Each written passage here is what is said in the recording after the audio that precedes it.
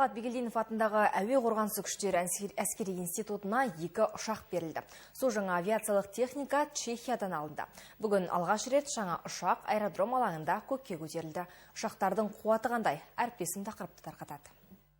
Ил-410 ұшағы әлемнің 50-ден аса елі пайдаланады. Адам және жүк тасымалына арналған 19 жолаушы 1 тонна жүк сияды.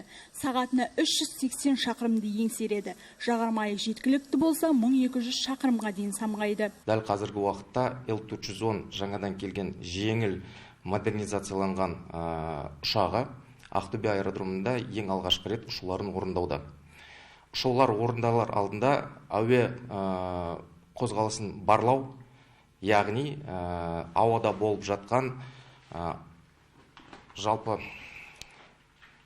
факторлар, қандай ауа райының бұзылуына әкеліп соқтыратын факторлардың барлау бойынша ұшулар өтуде. Жаңа ұшақтың артықшылығы оңтайлы навигатор мен құбылмауы ауа райындағы қауіпсіздігі. Сонымен қатар жаңа ұшақты тізгіндеу үшін ұшқыштар арнайы Чехияда оқып келген. Самолет имеет Ил-410 ұшағының мүмкіндіктері көп, басқару жағынан жаңа тетіктермен қамтамасыз етілген. Чехияда 2 ай көлемінде оқып, арнайы сертификат алдым.